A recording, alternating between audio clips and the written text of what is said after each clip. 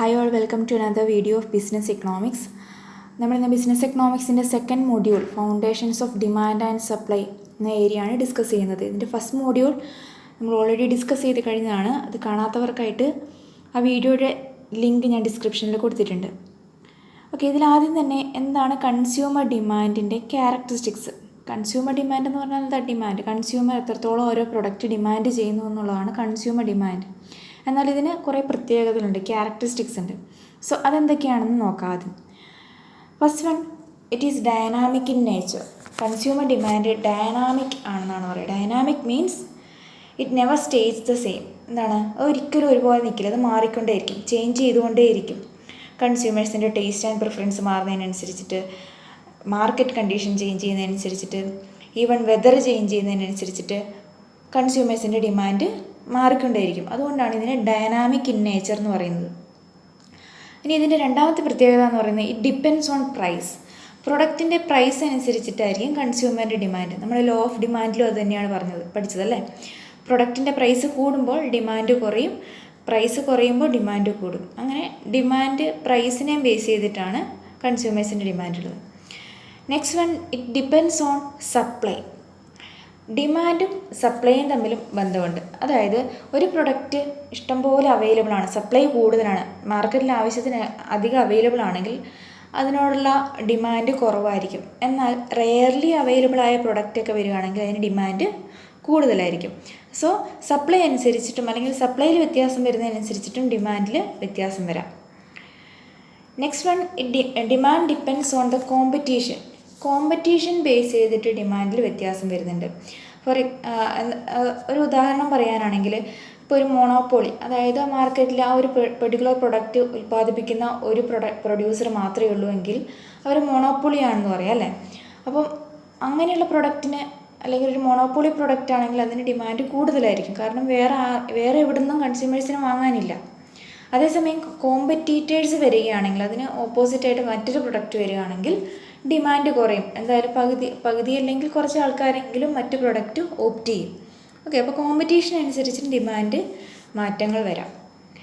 Next, demand is affected by multiple factors. Demand ഒരു ഫാക്ടറിനെ base ചെയ്ത് നിൽക്കുന്ന ഒരു കാര്യമല്ല ഡിമാൻഡിനെ എഫക്റ്റ് ചെയ്യുന്ന പല ഫാക്ടേഴ്സ് ഉണ്ടാവും.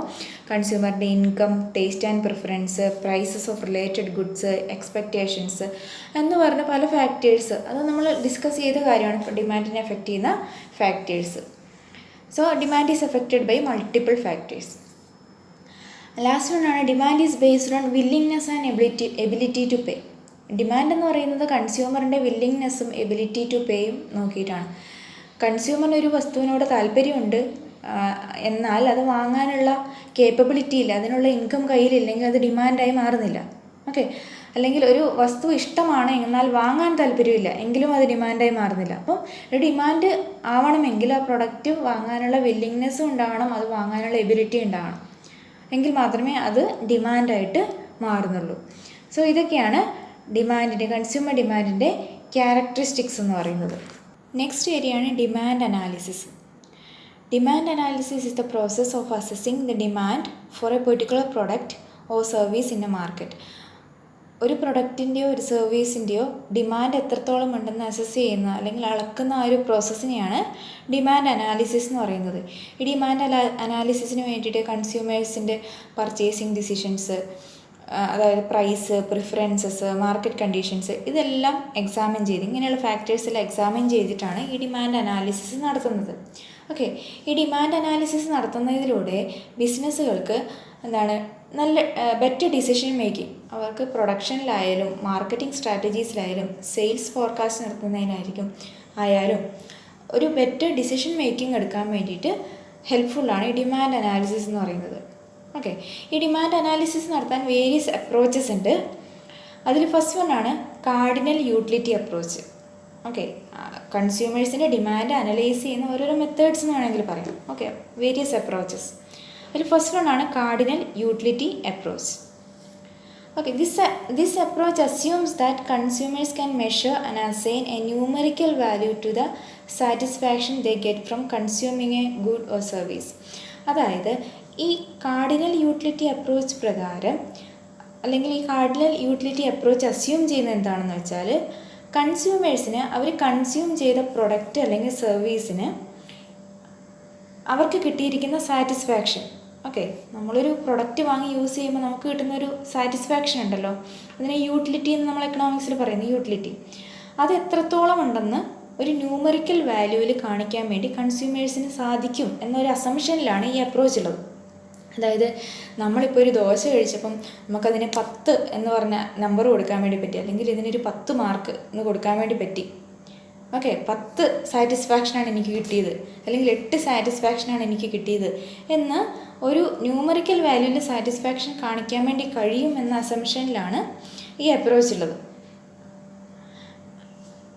The idea is that consumers make decisions to maximize the total utility. അതായത് ഈ ഇതിൽ പറയുന്ന പ്രകാരം, ഈ അപ്രോച്ച് പ്രകാരം പറയുന്നതാണ്, കൺസ്യൂമേഴ്സ് അവരുടെ പ്രൊഡക്റ്റ് കൺസ്യൂം ചെയ്യുന്നത് അവരുടെ ടോട്ടൽ സാറ്റിസ്ഫാക്ഷൻ ഇൻക്രീസ് ചെയ്യാൻ വേണ്ടിയിട്ടാണ്. Choosing goods and services that give them the most utility. അതായത് അവർക്ക് ഉള്ള വസ്തുക്കളിൽ നിന്ന് ഏതാണോ ബെറ്റർ അല്ലെങ്കിൽ ഏതാണ് ബെസ്റ്റ് സാറ്റിസ്ഫാക്ഷൻ കിട്ടുന്നത് അതായിരിക്കും അവർ കൺസ്യൂം ചെയ്യുക. ഓക്കെ, അതാണ് കാർഡിനൽ യൂട്ടിലിറ്റി അപ്രോച്ചിൽ പറയുന്നത്. ഈ ഒരു അപ്രോച്ചിൻ്റെ ഏറ്റവും വലിയ നെഗറ്റിവിറ്റി അല്ലെങ്കിൽ അതിൻ്റെ ഒരു ലിമിറ്റേഷൻ എന്ന് പറയുന്നത് തന്നെ കൺസ്യൂമേഴ്സിന് അവരുടെ സാറ്റിസ്ഫാക്ഷൻ ഒരു എക്സാക്ട് നമ്പറായിട്ട് കാണിക്കാൻ വേണ്ടി പറ്റില്ല എന്നുള്ളതാണ്. ഒരു പക്ഷേ എ എന്ന് പറഞ്ഞ ഒരാൾക്ക് ഏറ്റവും ബെസ്റ്റായിട്ട് അയാളൊരു 10 സാറ്റിസ്ഫാക്ഷൻ കൊടുത്തിട്ടുണ്ടെങ്കിൽ മേ ബി ബി എന്ന് പറഞ്ഞ ഒരാൾ അതിന് കൊടുക്കുന്നത് ചിലപ്പോൾ 20 ആയിരിക്കും, പക്ഷേ അവരുടെ മനസ്സിൽ ഏകദേശം ബെസ്റ്റ് എന്നുള്ളതായിരിക്കും അല്ലേ.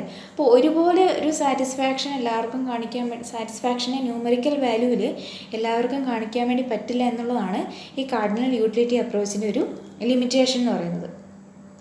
ഇനി സെക്കൻഡ് അപ്രോച്ചാണ് the ordinal utility approach. Ordinal utility approach cardinal utility അപ്രോച്ചിനെ അപേക്ഷിച്ചിട്ട് ഈ പറഞ്ഞ പോലെ സാറ്റിസ്ഫാക്ഷനെ നമ്പർ ചെയ്യേണ്ട കാര്യമില്ല, സാറ്റിസ്ഫാക്ഷനെ ഒരു ന്യൂമറിക്കൽ വാല്യൂവിൽ കാണിക്കേണ്ട കാര്യമില്ല. അതേസമയം അവരതിനെ റാങ്ക് ചെയ്താൽ മതി. ഓക്കെ, ഇപ്പോൾ നമ്മുടെ അടുത്ത് 3 ഫ്രൂട്ട്സ് ഉണ്ട്. Okay, apple, banana, grapes. ഇതിൽ നമുക്ക് ഏറ്റവും ഇഷ്ടപ്പെട്ട ഏതാണെന്നുള്ളതിനെ റാങ്ക് കൊടുത്താൽ മതി. ഫസ്റ്റ്, സെക്കൻഡ്, തേർഡ് എന്ന് മാത്രം റാങ്ക് കൊടുത്താൽ മതി. എത്ര ഇഷ്ടപ്പെട്ടു എന്നുള്ള നമ്പറായിട്ട് കാണിക്കേണ്ട കാര്യമില്ല.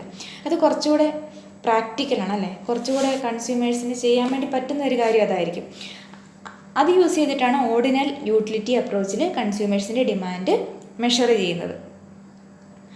Okay, it suggest that consumers rank their preferences in order. അവർക്ക് ഏറ്റവും കൂടുതൽ സാറ്റിസ്ഫാക്ഷൻ കിട്ടുന്നതിന് ഫസ്റ്റ് റാങ്ക്, ദെൻ സെക്കൻഡ് വണ്ണിന് സെക്കൻഡ് റാങ്ക്, നെക്സ്റ്റ് ബെസ്റ്റിന് തേർഡ് റാങ്ക് എന്നുള്ള രീതിയിൽ അതിനെ റാങ്ക് ചെയ്യുന്നു. ഓക്കെ, നെക്സ്റ്റ് മെത്തേഡാണ് the indifference curve analysis. Okay, indifference curve shows all the different combinations of 2 goods that a consumer would consider equally good. ഒരു കൺസ്യൂമറിന് ഒരുപോലെ ഇഷ്ടമുള്ള 2 കമ്മോഡിറ്റി ഉണ്ടെന്ന് വിചാരിക്കാം. ഓക്കെ, ഇപ്പം ആപ്പിൾ, ബനാന, ഇത് രണ്ടും അവർക്ക് ഏതിന് ഫസ്റ്റ് റാങ്ക് കൊടുക്കാനും സെക്കൻഡ് റാങ്ക് കൊടുക്കാനൊന്നും കൺഫ്യൂഷനാണ്, രണ്ടും ഒരുപോലെ ഇഷ്ടമാണ്.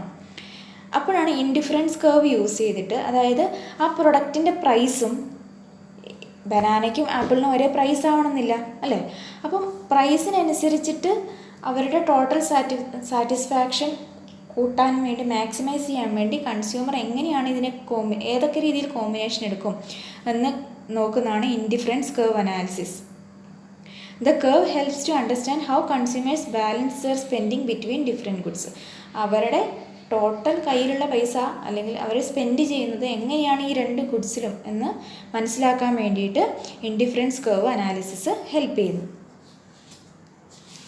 നെക്സ്റ്റ് വണ്ണാണ് budget line approach. Okay, this approach combines the idea of consumers budget and their preferences.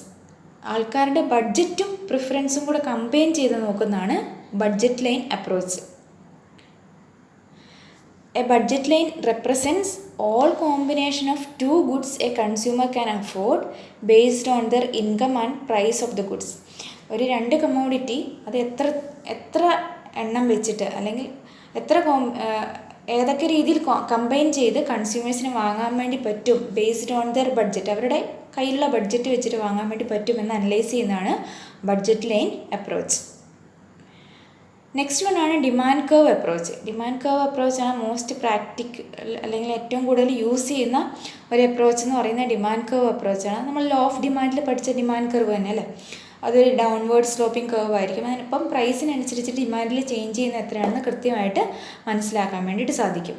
ഒരു ഗ്രാഫിക്കൽ മെത്തേഡ് യൂസ് ചെയ്തിട്ട് നമുക്ക് ഡിമാൻഡ് അനലൈസ് ചെയ്യാൻ വേണ്ടി സാധിക്കുന്നതാണ് ഡിമാൻഡ് കർവ് അപ്രോച്ച്. നെക്സ്റ്റ് വണ്ണാണ് ദ റിവീൽഡ് പ്രിഫറൻസ് തിയറി. അതെ, ഈ റിവീൽഡ് പ്രിഫറൻസ് തിയറി വെറുതെ ഇരുന്ന ഒരു കേർവിലൂടെയോ അല്ലെങ്കിൽ ഒരു ഇൻഡിഫറൻസ് കേർവിലൂടെയോ ആൾക്കാരോട് റാങ്ക് ചെയ്യാൻ പറഞ്ഞിട്ടോ ഒന്നും ചെയ്യുന്ന കാര്യമില്ല. പകരം മാർക്കറ്റിൽ ഡയറക്റ്റായി പോയിട്ട് ആൾക്കാർ എന്തൊക്കെയാണ് വാങ്ങുന്നത് എന്ന് ഡയറക്റ്റായി മനസ്സിലാക്കി ഡിമാൻഡ് അനലൈസ് ചെയ്യുന്നതാണ് റിവീൽഡ് പ്രിഫറൻസ് തിയറി എന്ന് പറയുന്നത്. By looking at the goods consumers choose and how they behave when they faced with different prices business people can reveal their preferences. അതായത് ആൾക്കാർ ഡയറക്റ്റായിട്ട് എങ്ങനെയാണ് പർച്ചേസ് ചെയ്യുന്നത്, അവരുടെ പർച്ചേസിങ് ബിഹേവിയർ എങ്ങനെയാണെന്ന് നേരിട്ട് കണ്ട് പ്രൊഡക്റ്റിൻ്റെ പ്രൈസ് മാറുന്നതിനനുസരിച്ചിട്ട് അവരുടെ പർച്ചേസിങ്ങിൽ എന്ത് വ്യത്യാസമാണ് വരുന്നതെന്ന് ഡയറക്റ്റായിട്ട് കണ്ട് മനസ്സിലാക്കി ഡിമാൻഡ് അനലൈസ് ചെയ്യുന്നതാണ് റിവീൽഡ് പ്രിഫറൻസ് തിയറി എന്ന് പറയുന്നത്. നെക്സ്റ്റ് വണ്ണാണ് എക്കണോമെട്രിക് അപ്രോച്ച്. എക്കണോമെട്രിക് അപ്രോച്ച് എന്ന് പറഞ്ഞാൽ കൂടുതൽ സ്റ്റാറ്റിസ്റ്റിക്കൽ ടൂൾസ്, മാത്തമാറ്റിക്കൽ മോഡൽസ് ഒക്കെ യൂസ് ചെയ്തിട്ട് കൺസ്യൂമേഴ്സ് ഡിമാൻഡ് അനലൈസ് ചെയ്യുന്ന ആ ഒരു അപ്രോച്ചിനെയാണ് എക്കണോമെട്രിക് അപ്രോച്ച് എന്ന് പറയുന്നത്.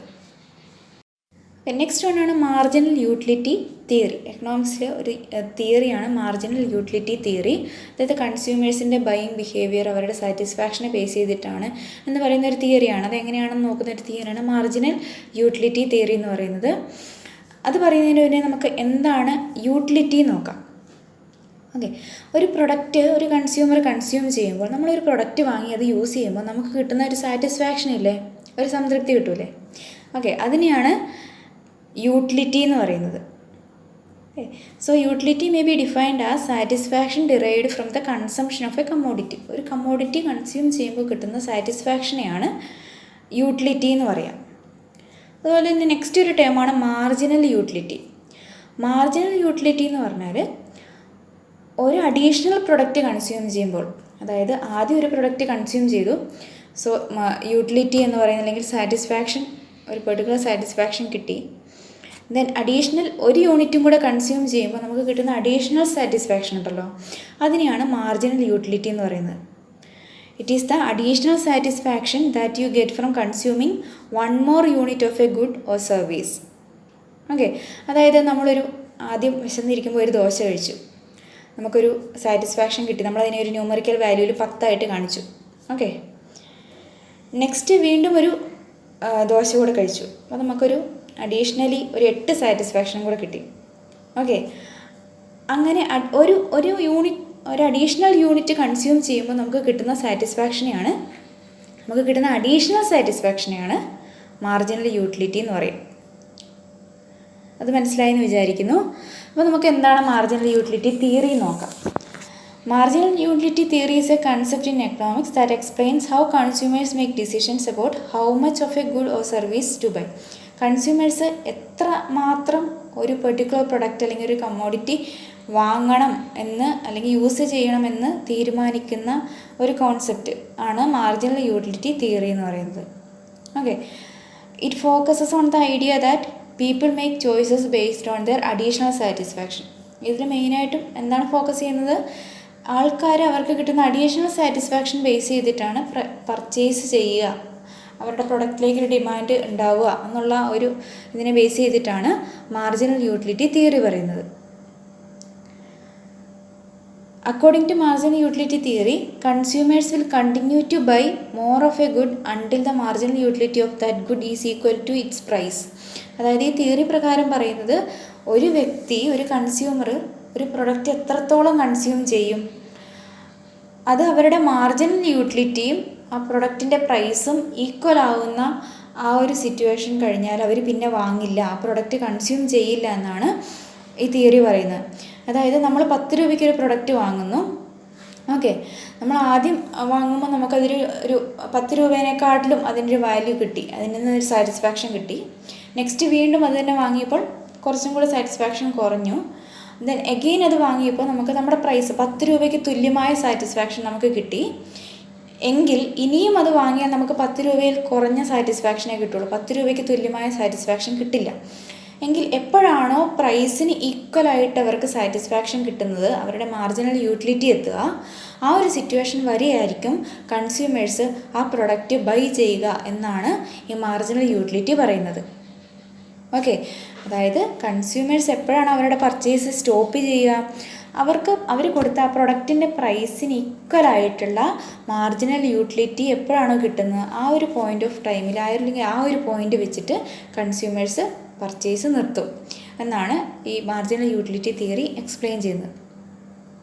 Then consumers aim to spend their money in a way that maximizes total utility. അവരുടെ ടോട്ടൽ സാറ്റിസ്ഫാക്ഷൻ മാക്സിമൈസ് ചെയ്യാൻ വേണ്ടി മാത്രമായിരിക്കും കൺസ്യൂമേഴ്സ് അവരുടെ മണി സ്പെൻഡ് ചെയ്യുക.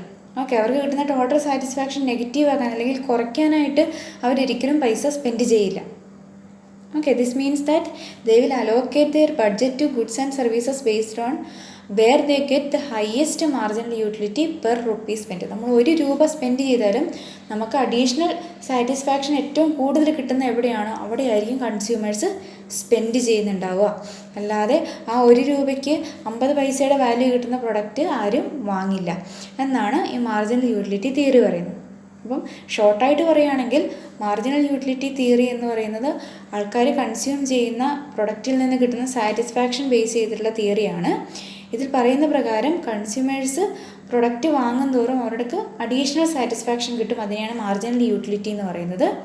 ദെൻ കൺസ്യൂമേഴ്സ് വീണ്ടും വീണ്ടും പർച്ചേസ് ചെയ്യും. എപ്പോൾ വരെ? അവരുടെ മാർജിനൽ യൂട്ടിലിറ്റി അവർ സ്പെൻഡ് ചെയ്യുന്ന പ്രൈസുമായിട്ട് ഈക്വൽ ആകുന്ന പോയിൻ്റ് വരെ അവർ പ്രൊഡക്റ്റ് കൺസ്യൂം ചെയ്യും. അതുപോലെ തന്നെ കൺസ്യൂമേഴ്സ് അവരുടെ ബഡ്ജറ്റ് എങ്ങനെയാണ് അലോക്കേറ്റ് ചെയ്യുക, അവർ 1 റുപ്പി സ്പെൻഡ് ചെയ്തിട്ടുണ്ടെങ്കിൽ അതിൽ എവിടെ നിന്നാണ് ഏറ്റവും കൂടുതൽ യൂട്ടിലിറ്റി കിട്ടുക, അവരുടെ total utility total satisfaction maximise ചെയ്യാൻ വേണ്ടി പറ്റുന്ന രീതിയിലായിരിക്കും അവരവരുടെ ബഡ്ജറ്റ് അലോക്കേറ്റ് ചെയ്യുന്നത്. ഓക്കെ, ഇതിനോട് ചേർന്നിരിക്കുന്ന മറ്റൊരു ലോയാണ് law of diminishing marginal utility. ഈ മാർജിനൽ യൂട്ടിലിറ്റി തിയറിയിൽ ഉള്ളിൽ വരുന്ന ഒരു ലോയാണ് law of diminishing marginal utility. Law of diminishing marginal utility പറയുന്നത് എന്താണെന്ന് വെച്ചാൽ കൺസ്യൂമേഴ്സിൻ്റെ മാർജിനൽ യൂട്ടിലിറ്റി കുറഞ്ഞുകൊണ്ടേയിരിക്കും. അതായത് നമ്മൾ ആദ്യം ഒരു പ്രൊഡക്റ്റ് കൺസ്യൂം ചെയ്യുമ്പോൾ കിട്ടുന്ന യൂട്ടിലിറ്റി അല്ലെങ്കിൽ സാറ്റിസ്ഫാക്ഷനെക്കാട്ടിലും കുറവായിരിക്കും നെക്സ്റ്റ് അത് വീണ്ടും കൺസ്യൂം ചെയ്യുമ്പോൾ കിട്ടുക. എഗെയിൻ വീണ്ടും കൺസ്യൂം ചെയ്യുമ്പോൾ അതിൻ്റെ സാറ്റിസ്ഫാക്ഷൻ കുറഞ്ഞായിരിക്കും വരിക എന്നാണ് law of diminishing marginal utility പറയുന്നത്. This law says that as you consume more of a product, the satisfaction you get from each additional unit tends to decrease. നമ്മുടെ ടോട്ടൽ സാറ്റിസ്ഫാക്ഷൻ കൂടിക്കൊണ്ടേയിരിക്കും. അതേസമയം additional satisfaction, അതായത് marginal utility ഉണ്ടല്ലോ, 1 യൂണിറ്റും കൂടി അഡീഷണലായിട്ട് വാങ്ങുമ്പോൾ consume ചെയ്യുമ്പോൾ കിട്ടുന്ന സാറ്റിസ്ഫാക്ഷൻ അത് ഓരോ യൂണിറ്റ് കൺസ്യൂം ചെയ്യുമ്പോഴും കുറഞ്ഞുകൊണ്ടേ ഇരിക്കും എന്നാണ് ഈ marginal utility law of diminishing marginal utility പറയുന്നത്. ഈ law of diminishing marginal utility നമുക്കൊരു ഷെഡ്യൂളും ഗ്രാഫും വരച്ചൊന്ന് നോക്കാം. ഈ ഷെഡ്യൂളിൽ നമുക്ക് കാണാം ഫസ്റ്റ് കോളത്തിൽ units of product consumer consume ചെയ്യുന്ന unit of products. Next one അവർക്ക് കിട്ടിയിരിക്കുന്ന total utility. Third one marginal utility. അപ്പോൾ ഫസ്റ്റ് കോളത്തിൽ ഒന്നാമത്തെ പ്രൊഡക്റ്റ് കൺസ്യൂം ചെയ്യുമ്പോൾ ടോട്ടൽ യൂട്ടിലിറ്റി 20, അതായത് കിട്ടിയിരിക്കുന്ന ടോട്ടൽ സാറ്റിസ്ഫാക്ഷൻ 20 ആണ്. ദെൻ അഗെയിൻ സെക്കൻഡ് പ്രൊഡക്റ്റും കൂടെ കൺസ്യൂം ചെയ്യുമ്പോൾ 35 ആയി. 20ൽ നിന്ന് 35ലേക്ക് ടോട്ടൽ യൂട്ടിലിറ്റി ഇൻക്രീസ് ചെയ്തു. ദെൻ മൂന്നാമത് അഗെയിൻ ആ പ്രൊഡക്റ്റ് കൺസ്യൂം ചെയ്യുമ്പോൾ അവരുടെ ടോട്ടൽ യൂട്ടിലിറ്റി എന്ന് പറയുന്നത് 35ൽ നിന്ന് 45ലേക്ക് ഇൻക്രീസ് ചെയ്തു. അഗെയിൻ നാലാമത് കൺസ്യൂം ചെയ്യുമ്പോൾ 45ൽ നിന്ന് 50ലേക്ക് ഇൻക്രീസ് ചെയ്തു. അഞ്ചാമത് കൺസ്യൂം ചെയ്യുമ്പോൾ ടോട്ടൽ യൂട്ടിലിറ്റി 50 തന്നെയാണ്, 50ൽ നിന്ന് പിന്നീട് ഇൻക്രീസ് ആകുന്നില്ല. ദെൻ ആറാമത് കൺസ്യൂം ചെയ്യുമ്പോൾ ടോട്ടൽ യൂട്ടിലിറ്റി 45, ഏഴാമത് കൺസ്യൂം ചെയ്യുമ്പോൾ ടോട്ടൽ യൂട്ടിലിറ്റി 35. ഓക്കെ, ഇനി നമുക്ക് ഇതിൻ്റെ മാർജിനൽ യൂട്ടിലിറ്റി കണ്ടുപിടിക്കാം. മാർജിനൽ യൂട്ടിലിറ്റി എന്ന് പറയുന്ന additional utility received by consuming 1 more unit എന്നല്ല നമ്മൾ പഠിച്ചത്. അപ്പോൾ 1 യൂണിറ്റും കൂടി അധികം കൺസ്യൂം ചെയ്യുമ്പോൾ കിട്ടുന്ന അഡീഷണലായിട്ട് കിട്ടുന്ന യൂട്ടിലിറ്റി, അതിനെയാണ് മാർജിനൽ യൂട്ടിലിറ്റി എന്ന് പറയുന്നത്. ആദ്യത്തെ പ്രൊഡക്റ്റ് കൺസ്യൂം ചെയ്യുമ്പോൾ 20 തന്നെയാണ് മാർജിനൽ യൂട്ടിലിറ്റി. ദെൻ രണ്ടാമത്തെ പ്രൊഡക്റ്റ് കൺസ്യൂം ചെയ്യുമ്പോൾ 20ൽ നിന്ന് 35ലേക്ക് ടോട്ടൽ യൂട്ടിലിറ്റി മാറി. അപ്പം അഡീഷണലായി കിട്ടിയ 15 ആണ് അല്ലേ. അപ്പോൾ 35 മൈനസ് 20 ചെയ്താൽ മതി. 35 മൈനസ് 20 ചെയ്യുമ്പോൾ 15 marginal utility. Then third product consume ചെയ്യുമ്പോൾ ടോട്ടൽ യൂട്ടിലിറ്റി 35-ൽ നിന്ന് 45-ലേക്കായി. ദെൻ അഗെയിൻ ഡിഫറൻസ് 10 ആണ് മാർജിനൽ യൂട്ടിലിറ്റി വരിക. നാലാമത്തെ പ്രൊഡക്റ്റ് കൺസ്യൂം ചെയ്യുമ്പോൾ 45-ൽ നിന്ന് 50-ലേക്ക് 5 മാർജിനൽ യൂട്ടിലിറ്റി. അഞ്ചാമത്തെ പ്രൊഡക്റ്റ് കൺസ്യൂം ചെയ്യുമ്പോൾ ടോട്ടൽ യൂട്ടിലിറ്റി സെയിം ആണ്, അതുകൊണ്ട് തന്നെ മാർജിനൽ യൂട്ടിലിറ്റി 0 ആയിരിക്കും. ദെൻ ആറാമത്തെ പ്രൊഡക്റ്റ് കൺസ്യൂം ചെയ്തപ്പോൾ ടോട്ടൽ യൂട്ടിലിറ്റി 45 ആണ്, അത് 50-ൽ നിന്ന് 45-ലേക്ക് കുറഞ്ഞു, അപ്പോൾ മാർജിനൽ യൂട്ടിലിറ്റി -5 -5 വരും. ദെൻ ഏഴാമത്തെ ഒരു പ്രൊഡക്റ്റും കൂടെ കൺസ്യൂം ചെയ്താൽ അവരുടെ ടോട്ടൽ യൂട്ടിലിറ്റി 35-ലേക്ക് കുറയും, മാർജിനൽ യൂട്ടിലിറ്റി -10 ആയിരിക്കും. ഇതാണ് ഈ ഷെഡ്യൂൾ പറയുന്നത്. ഇപ്പം നമുക്ക് കാണാം ടോട്ടൽ യൂട്ടിലിറ്റി കൂടി വന്ന് ഒരു പോയിന്റിൽ അത് ഈക്വൽ ആവും അല്ലേ, ടോട്ടൽ യൂട്ടിലിറ്റി കൂടാതെ സെയിം ആവും. അതിനുശേഷം വീണ്ടും കൺസ്യൂം ചെയ്തിട്ടുണ്ടെങ്കിൽ നമ്മുടെ ടോട്ടൽ യൂട്ടിലിറ്റി കിട്ടുന്ന സാറ്റിസ്ഫാക്ഷൻ നെഗറ്റീവായിട്ട് വരും, ടോട്ടൽ യൂട്ടിലിറ്റി കുറഞ്ഞു പോകുമെന്നാണ് പറയുന്നത്. അപ്പോൾ മാർജിനൽ യൂട്ടിലിറ്റി നോക്കുമ്പോൾ നമുക്കറിയാം, ആദ്യം കൺസ്യൂം ചെയ്തപ്പോൾ 20 യൂട്ടിലിറ്റി കിട്ടി, പിന്നെ 15 10 5, പിന്നെ യൂട്ടിലിറ്റി ഇല്ല 0, പിന്നെ വരുന്നതെല്ലാം നെഗറ്റീവാണ്. അപ്പം നമ്മൾ ഈ law of diminishing marginal utility അത് തന്നെയാണ് പറഞ്ഞത്. നമ്മൾ ഒരു അഡീഷണൽ പ്രൊഡക്റ്റും കൂടെ കൺസ്യൂം ചെയ്യുമ്പോൾ നമുക്ക് കിട്ടിയിരിക്കുന്ന മാർജിനൽ യൂട്ടിലിറ്റി കുറഞ്ഞു വരും. ഓക്കെ, മാർജിനൽ യൂട്ടിലിറ്റി ഇല്ലാത്തൊരു സിറ്റുവേഷൻ വന്നിട്ടുണ്ടെങ്കിൽ അതിന് ശേഷം നെഗറ്റീവായിരിക്കും എഫക്റ്റ് ഉണ്ടാവുക. അത് ഡയഗ്രത്തിൽ കാണിക്കുമ്പോൾ നമുക്ക് നോക്കാം. ടോട്ടൽ യൂട്ടിലിറ്റി കർവ് ഇങ്ങനെയായിരിക്കും വരിക. TU എന്ന് കാണിച്ചിരിക്കുന്ന ടോട്ടൽ യൂട്ടിലിറ്റി കർവാണ്. അപ്പോൾ ഫസ്റ്റ് പ്രൊഡക്റ്റ് കൺസ്യൂം ചെയ്യുമ്പം 20 ആണ് ടോട്ടൽ യൂട്ടിലിറ്റി. 0-ൽ 0 ആയിരിക്കും. 0 പ്രൊഡക്റ്റ് കൺസ്യൂം ചെയ്യുമ്പം 0 ആയിരിക്കും ടോട്ടൽ യൂട്ടിലിറ്റി. സോ 0-ൽ നിന്ന് സ്റ്റാർട്ട് ചെയ്യുന്നതെങ്കിൽ ആ 0യുടെ പോയിന്റിൽ നിന്ന് സ്റ്റാർട്ട് ചെയ്യാം. ദെൻ 20, 35, 45, 50 സെയിം തന്നെയായിട്ട് നിൽക്കുന്നുണ്ട് ഒരു പ്രൊഡക്റ്റും കൂടെ കൺസ്യൂം ചെയ്യുമ്പോഴും. പിന്നീട് വരുന്നതെല്ലാം ടോട്ടൽ യൂട്ടിലിറ്റി കുറയുകയാണ് ചെയ്യുന്നത്. ഓക്കെ, ടോട്ടൽ സാറ്റിസ്ഫാക്ഷൻ കുറഞ്ഞു വരിക. ദെൻ മാർജിനൽ യൂട്ടിലിറ്റി കർവ് നമുക്ക് കാണാം. അത് 20-ൽ നിന്ന് 15, 10, 5, 0, പിന്നെ നെഗറ്റീവ് എന്ന് പറയുമ്പോൾ ഗ്രാഫിൻ്റെ താഴോട്ട് പോകുന്നത് നെഗറ്റീവ് മാർജിനൽ യൂട്ടിലിറ്റി നെഗറ്റീവാണ്. ഓക്കെ, അപ്പോൾ highest point of total utility കഴിഞ്ഞാൽ അവർക്ക് അഡീഷണലായിട്ട് എന്ത് കൺസ്യൂം ചെയ്താലും അത് നെഗറ്റീവായിരിക്കും, ടോട്ടൽ യൂട്ടിലിറ്റി കുറയും, മാർജിനൽ യൂട്ടിലിറ്റി നെഗറ്റീവ് ആയിരിക്കും. സോ ഇവിടെ ഹയസ്റ്റ് പോയിൻ്റ് എന്ന് പറയുന്നത് 50 ആണ്. അഞ്ചാമത്തെ പ്രൊഡക്റ്റ് കൺസ്യൂം ചെയ്തപ്പോഴാണ് ഇവർക്ക് മാക്സിമം സാറ്റിസ്ഫാക്ഷൻ കിട്ടിയത്. ടോട്ടൽ യൂട്ടിലിറ്റി ഹയസ്റ്റ് പോയിന്റിലെത്തിയിരിക്കുന്നത് 5th പ്രൊഡക്റ്റ് കൺസ്യൂം ചെയ്തപ്പോഴാണ്. അതിനുശേഷം ഇനിയും അഗെയിൻ കൺസ്യൂം ചെയ്താൽ മാർജിനൽ യൂട്ടിലിറ്റി നെഗറ്റീവ് ആവും, ടോട്ടൽ യൂട്ടിലിറ്റി കുറയുകയും ചെയ്യും. ഈ വീഡിയോയിൽ second മോഡ്യൂളിൻ്റെ first part marginal utility theory വരെയാണ് ഡിസ്കസ് ചെയ്തിട്ടുള്ളത്. Next area demand forecasting, demand എസ്റ്റിമേഷനൊക്കെ അടുത്ത വീഡിയോയിൽ നമുക്ക് ഡിസ്കസ് ചെയ്യുന്നതായിരിക്കും.